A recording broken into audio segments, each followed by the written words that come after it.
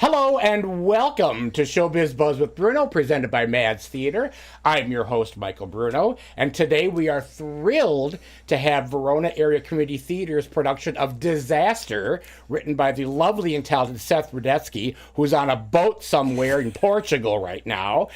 But we have even somebody more spectacular with us. We have a co-director and choreographer, Kenzie Ford-Marucci. Thank you, Kenzie, for coming today. Thank you for having me. Absolutely. So first of all, tell us a little bit about yourself. What's your background? Where are you from? And things like that so people get a chance to know you. Yeah, I grew up in the Madison area. I've lived here since I was about 8 years old. And I went to school here. I went to Edgewood College, and I've done a whole lot of dance and theater. I went to Cale School of Dance. I did a lot of first act children's theater. And then I got connected with VACT in 2017 when they did a production of Little Mermaid. And I've been doing at least a show a year at VACT ever since. And so how did you move in from being an actress, dancer, singer into actually going into the directing, choreographing? Yeah, so I started off as a choreographer. Like I said, I did a lot of dance. I was a director on the dance teams at Cale School of Dance for a few years.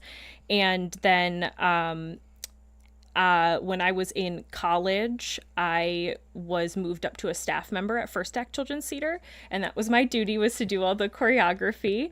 And then when I got to post-college, I was approached by another director at VACT to do some co-choreography with a good friend of mine for Matilda the musical, and that's where I got connected with Sarah Ward Cassidy too.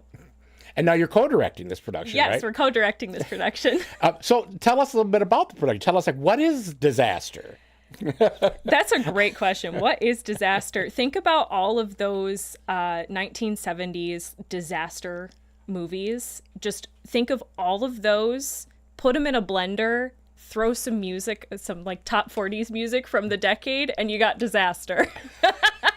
So this is actually songs from the 70s. Yes. So it's not original music. It's actually music from the hits that you remember if you were born, which you probably weren't alive in the 70s, like most of us oldsters around here.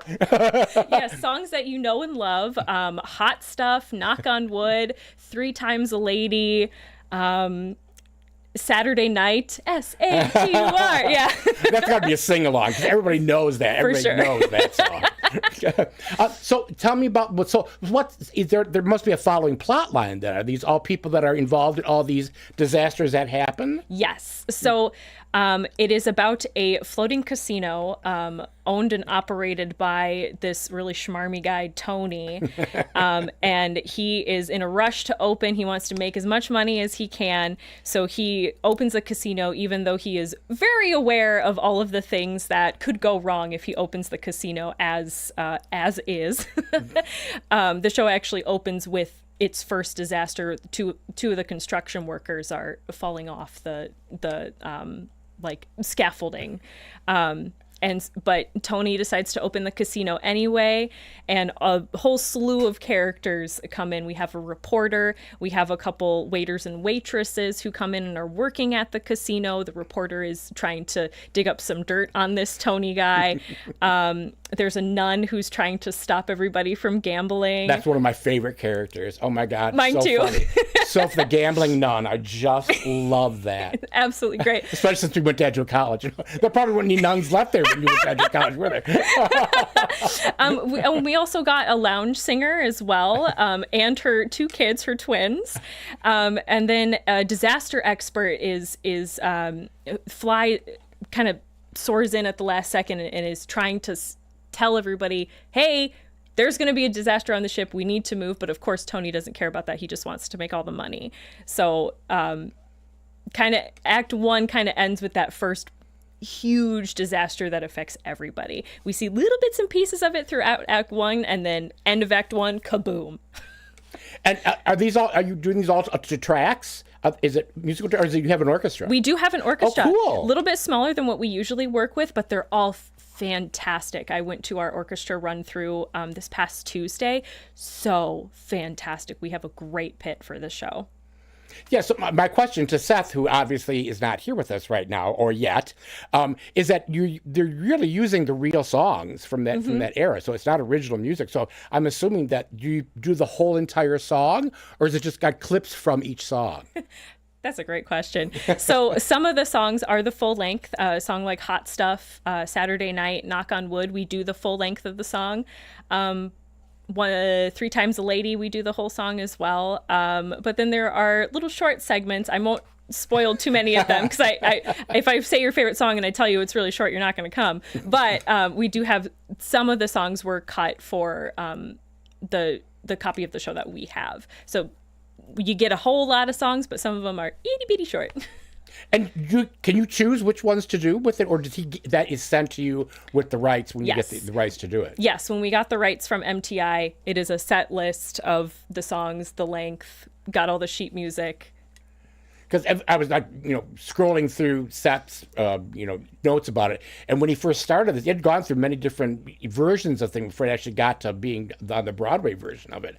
So I'm assuming this is the closest to the actual final product that was on Broadway? Correct. There is only one song difference that I noticed in comparison to the original Broadway cast recording and our version. Unfortunately, it is one of my favorite songs. It was You're My Best Friend by Queen. Oh. That is not in our version. That song is very special to me. I got married in February, and that was our final dance song. I love that song so much. It is not in our production, which is really sad, but it was replaced with All Right Now. Ah. So, what's your age range approximately of the cast? Of the cast, 18 plus. Oh, it is. So it's all adults then, all right? All adults. And what about audience? Is it an NC-17? Is it all ages welcome? Is it some discretion advised? I would say viewer discretion advised. I wouldn't go as far as to say NC-17, but there is some foul language, some strobe effects, some adult situations, I will say. So not appropriate for all ages, but I don't know. Viewer discretion advised. So tell me a little bit about the choreography, because man, in the 70s, that was my heyday. So what were some of the dancing techniques that you used to teach for the actors? Yeah, definitely had to do my research. In the script specifically, they described the hustle and the bump. My mom is actually in the cast too. Shout out to my mom. And I, at one point for that section, I said, "Mom, you teach this group of people how to do the hustle." Love it. So that was part of it. I actually was very inspired by the Barbie movie as well. Mm-hmm. There's that big disco number at the beginning of the movie. I was very inspired by a lot of the movements that came out just as I was about to start choreographing the audition dance, and I was like, perfect.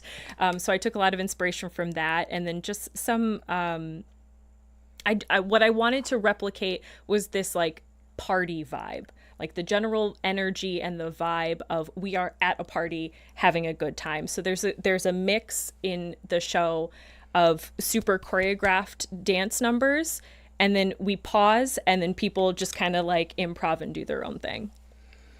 And obviously, this is community theater, right? So you're not really dealing with professional dancers who could probably pick it up and you just yell it out like chorus line. They're on the line, they can do the whole thing. So was that something you had to think about when you were putting together your choreography? For sure. And something that was really important to Sarah and I when we were planning out which numbers we're going to have ensemble members in it, I wanted to make sure that we could really utilize our ensemble in a way that they felt proud of the work that they were doing, and they could say, "Oh, I'm in this number, and I'm in this number, and I'm in this." So there's a lot of different. I think every ensemble member is in at least 5 dance numbers total. Wow. Which is a lot from a choreographer's perspective. But like I said before, some of the songs are so short, so it's kind of nice in that way. So we can just get that okay, this is your 8 counts of dance of the dance, and then now we're moving on. So yes, it is challenging, but we have a fantastic cast that really does their homework. We only rehearse 3 nights a week. Wow. And so a lot of it has to a lot of it goes back to the cast members doing their homework. I do my best with our dance captain to record videos of ourselves doing the dance and record the dance as we practice from start to end. And then the rest of it is the cast members going home, watching those videos, looking at my dance notes, looking at the formations that I put on there, and practicing on their own. And then when we come back to it the next time, boom, fabulous. Everybody looks great. And now you're in the, which originally was the original Verona High School, which is now the Verona Middle School. Correct. But you've been rehearsing in the VACT building, right? Have you made the move into the auditorium yet? Yes, we made the move today. The cast members have not seen our move quite yet, unless they were there with us this morning. But we literally just came from spiking the set. So. Wow. And so now I'm assuming it's one set. And just the whole thing takes place on the boat, right? Yes, we have some really cool set pieces. Our set designer, Dusty Smith, did a fantastic job. We have this really cool rotating set piece that I really like, that goes from the casino to the hallway, to the Coral Bliss restaurant. And then it also becomes the side of the ship, too, for a couple scenes that take place on the dock and on the pier. Now talk to me a little bit about the costumes, because I probably still have some of those, flares and bell bottoms and platform heels. So tell me about who's your costumer for the show? Our costume designer for this show is Austin Brummett. He's a really good friend of mine. I kind of met him through doing local theater here in Madison. Once he got really involved in VACT, we became really close. He has done a really great job pulling reference images. We have recreated the iconic Cher Met Gala Bob Mackie dress. Oh, baby, the feathers and everything. Home. We did like a look that was very inspired by that. That looks fabulous. I'm very excited for our lounge singer Jackie to wear that. And we had a lot of costumes that were up in our VACT loft from the 70s, which were really cool. We did a production of Mamma Mia very recently, so we were able to pull a lot of those pieces. From there, we do have a lot of platform shoes, a lot of high heels, for both the men and the women in the show. And we have some very fabulous costume pieces that we bought from a theater locally. I can't remember where they were from. Ohio. So not locally, but we bought a couple pieces from a theater in Ohio that we've been using too. Very cool. And approximately how long does the show run? About 2 hours, not including the intermission. And you open this Thursday, is that right? Thursday. And what are the dates? Are the 12th to the 15th? Correct. But there are a couple matinees thrown in there, right? Yes. So evening performances starting at 7:30 on the 12th and the 13th, and then on the 14th we have one, which is the Saturday. We have a show at 2 p.m. and a show at 7:30, and then on Sunday it is 2 p.m. On the 15th it is 2 p.m. And did you have anybody double cast? Because I think at one time, a couple times, Verona, I think, had a separate cast that actually did one of the matinees, but this is all one cast, right? It is all the same cast. It was really important to Sarah and I that we really got that. It is a comedy, so that timing has to be really, really precise. And with all of the disasters and all the special effects that we have, it was really important for us to get that timing down. And we thought that was best to do with one cast. And the cast that we have is fabulous at it.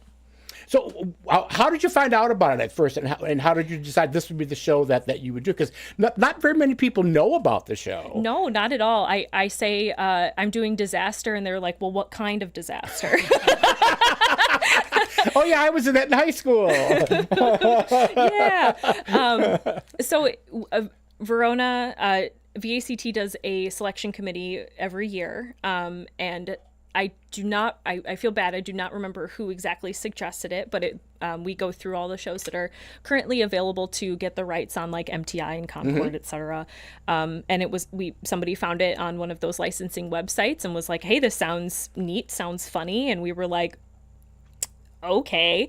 But then we went back and we researched it more. We got a perusal copy of the script, and we saw we heard the original cast recording of it, and I about fell off my seat when I watched it. It was so funny. For me, what convinced me that I was like, oh, maybe I should direct this show was the scene of 3 Times a Lady.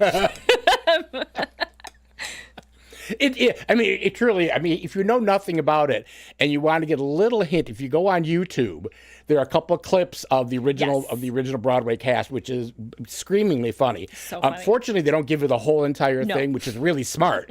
But they did, I think they did a thing on the Today Show. Yes. And which you get a flavor from of the original cast. Yeah. Roger Bart, who is, can do no wrong, who I absolutely adore, was in the original cast. But I think this has been Seth and Jack.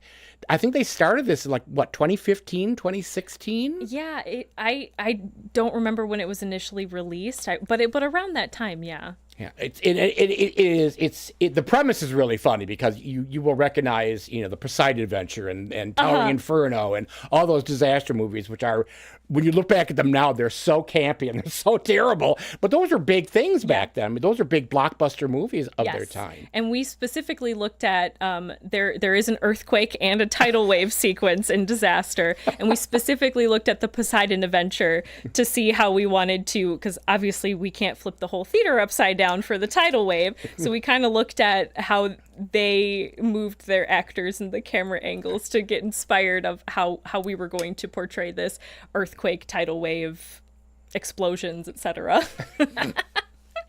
But you have to have Shelley Winters swimming across the stage going, in the water, I'm a very skinny lady.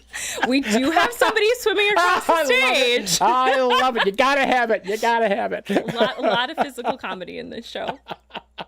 So fun. Have there been anything that have come up in your rehearsal that happened spontaneously that you thought, oh my God, I didn't even think about that, and you'd wanted to just put it in that maybe a cast member or somebody came up with?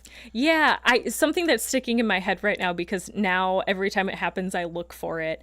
The song Sky High is in the show, and at the very, very end, the nun character approaches Tony and hits this very fabulous high note, and then Tony just ugh. And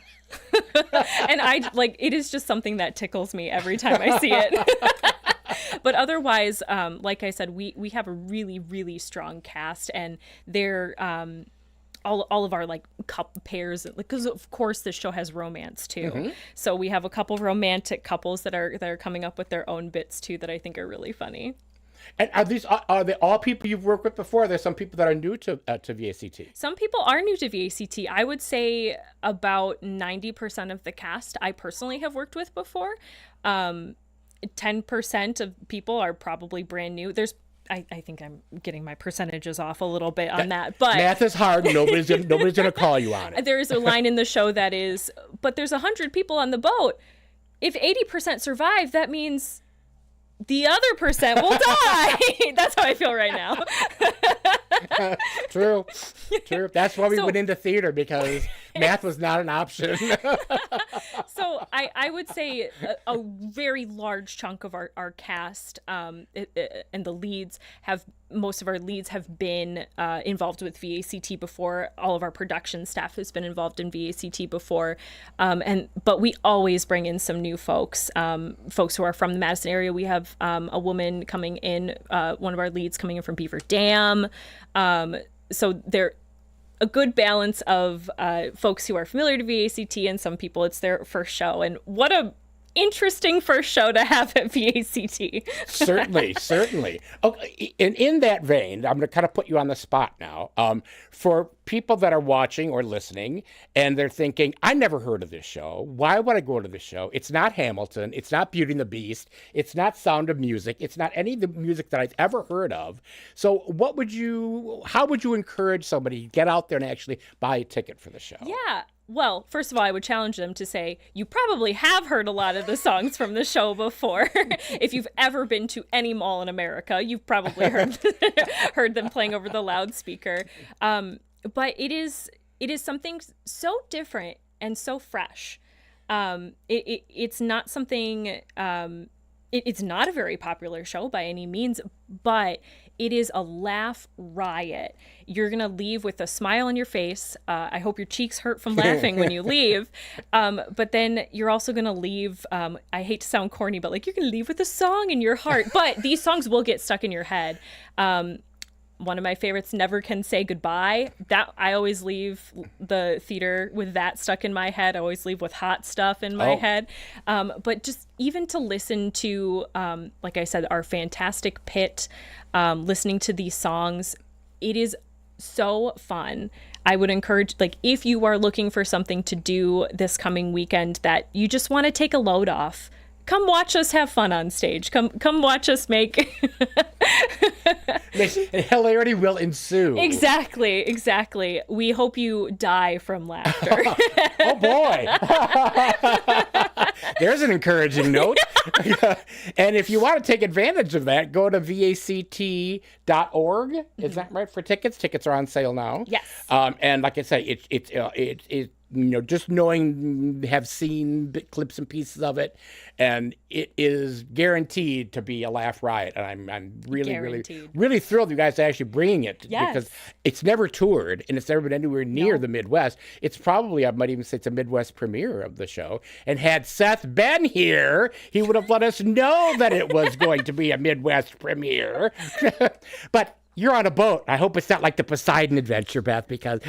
Yeah, we hope you don't enter a floating casino that then has an earthquake, then a tidal wave, and multiple explosions, and the list goes on. Rats. Rats! Blanche! Wonderful. Well, thank you so much for coming in. I really hope you have a successful run. Thank you. And it's nice finally meeting you in person and chatting with you after all these years. And go buy your tickets to Disaster now, because you'll be guaranteed to have a great time, and you'll be singing. All those songs will be an earworm in your head for at least a week afterwards. Yes, they will. So, yes, congratulations, Bucky, for your big homecoming win today. That's it for today, and we're going to wrap things up, and we'll see you next time on Biz Buzz with me. Thanks.